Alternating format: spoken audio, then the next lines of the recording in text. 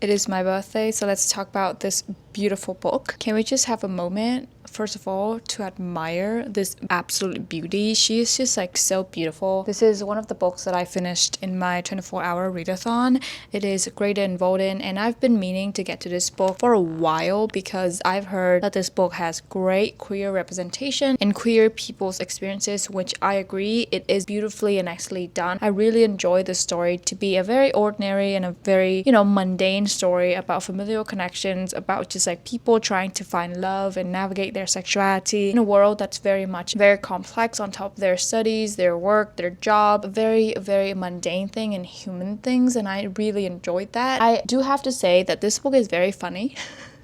And I just love the dad in the story and how he interacts with his daughter and his daughter's friend. And I just like love him. He's so Gen Z coded for some reason. So yeah, I really enjoyed this one. So if you're looking for something that's queer related, and we're still in Pride Month, so it's never too late to pick up this book. The ending though, I have to say, the ending was a bit confusing. To be honest, the ending took off points for me. This book is more of a 3 stars, 2.75 stars. It was a good read, don't get me wrong, but I feel like the ending kind of gave me the ick. But then throughout the story, I really enjoy Greta and Volden's navigation in terms of their sexuality, especially Greta and her navigation with her job, her PhD, and learning to choose people that are good for her and not the ones that look down upon her, which I thought was very, very important. And also Volden, I just love his navigation with his ex-boyfriend and talking about second chance romances in a sense and how they resolve their miscommunication. So there is a bit of a miscommunication trope, but also the second chance romance trope. And I think it's very, very subtly done and very beautifully done that you never would have had an ick. And then also adoption was mentioned, and just like lots of things, lots of humans problems, lots of humane and mundane things being discussed